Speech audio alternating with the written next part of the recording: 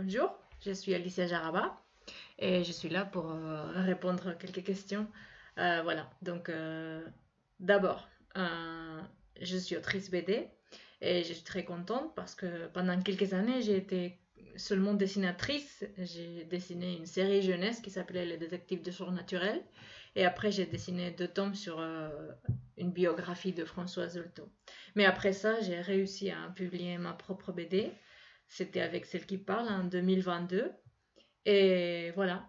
Avant tout ça, j'ai toujours aimé dessiner, j'ai toujours aimé faire des BD et c'était toujours très important pour moi. Par contre, j'avais fait des études en langue et en littérature, mais pas en art. Mais après avoir fini mes études en langue et littérature française et espagnole, j'ai envisagé une année dans une école de dessin à Madrid. Et après ça, j'ai commencé mon parcours professionnel dans le monde de la BD.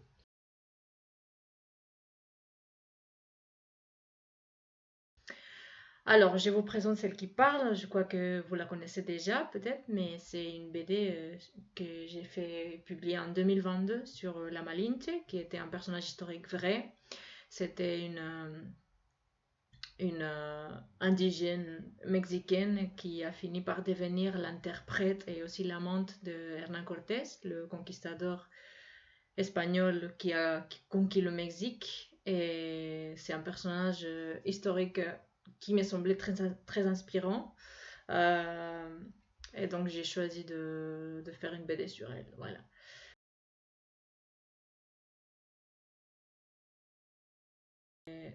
Comment j'ai trouvé l'inspiration pour parler de ce personnage? Alors, c'est surtout par 3 raisons.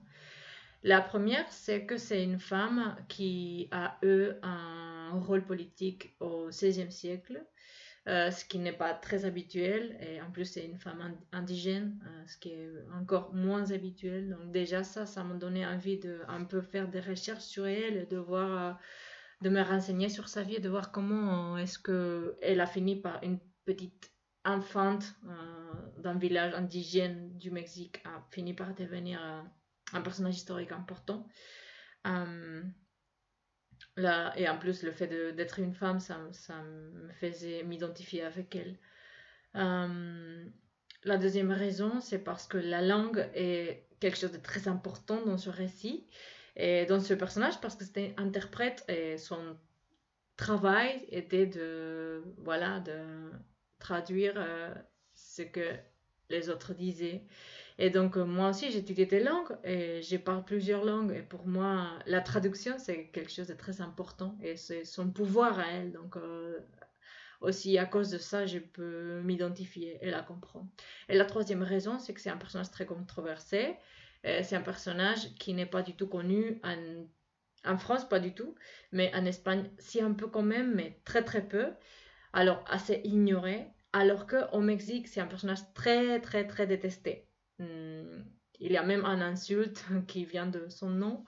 Et c'est pas évident de parler d'elle au Mexique. Donc, le fait que ce soit un personnage si détesté et si ignoré en même temps me donnait envie de savoir davantage sur sa vie et de me demander comment est-ce qu'elle était arrivée à ce point et qu'est-ce que j'aurais fait moi si j'étais elle.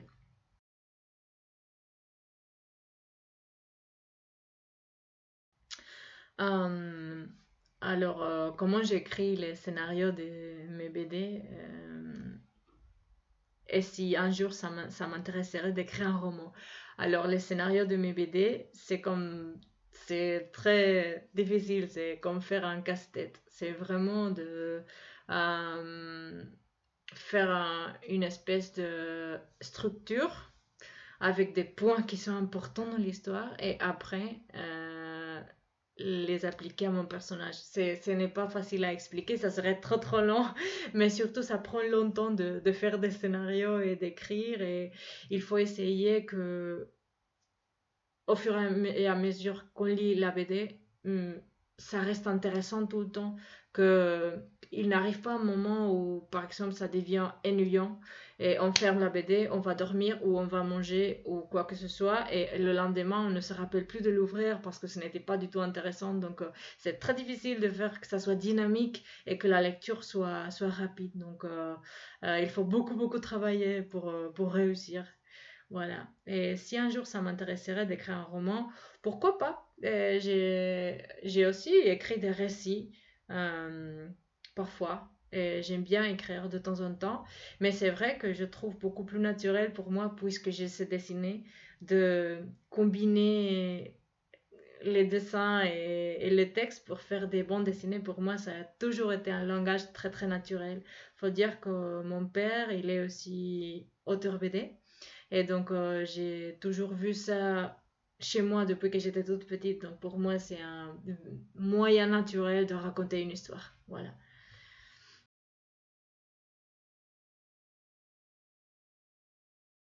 Si j'ai un rituel lorsque je travaille sur une bande dessinée, je pourrais dire plutôt que j'ai des routines, mais un rituel, ça sonne trop idéalisé. Ce n'est pas un rituel, mais d'habitude, j'écris le scénario complet. Après l'avoir écrit, je fais tout le storyboard complet. Euh, et après, je fais une planche par jour à l'ancrage pendant beaucoup de temps, une planche par jour. Donc, par exemple, celle qui passe à peu près 180 planches. Donc, vous pouvez imaginer combien de temps ça a pris parce que, bien sûr, les week-ends, je ne travaille pas. Bon, ça dépend parfois si. Mais voilà, c'est c'est long de faire une BD, mais c'est aussi très bien. J'aime bien. Et ma partie préférée, c'est la couleur parce que c'est la partie la plus gratifiante parce que déjà, on finit la planche lorsqu'on finit cette étape. Et en plus, je m'amuse beaucoup à choisir les palettes de couleurs et à essayer de donner plusieurs ambiances différentes et à essayer de faire des couleurs qui montrent les émotions que je veux montrer dans chaque scène. Et ça, c'est pas facile et ça, j'aime bien. J'aime beaucoup. Je trouve ça très créatif.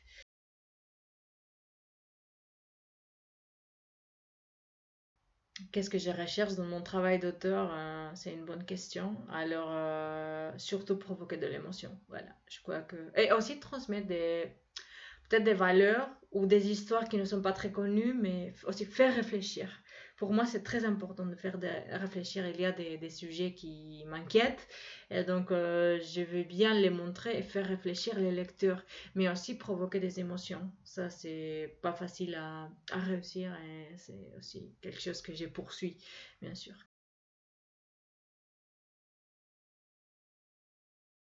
En fait, je suis sur le point de finir un roman graphique qui s'appelle Loin et qui va sortir, si tout va bien, en août, en fin août, au début septembre. Et oui, c'est un récit de voyage. C'est sur un couple qui décide de partir en voyage avec leur van, alors que leur couple ne va pas du tout bien. Et leur but, c'est d'arriver à la côte espagnole pour faire de la plongée parce que le garçon est obsédé par trouver un poisson lune, un vrai. Mais la fille a la phobie de l'eau. Et donc, c'est compliqué pour elle, même si elle veut accompagner son compagnon, voilà. Donc ça pose des questions et ça part surtout sur la peur et sur la peur à la sortie de la zone de confort, qui est un sujet qui m'intéresse beaucoup. Et voilà, c'est tout. Merci beaucoup de m'avoir écouté. À bientôt.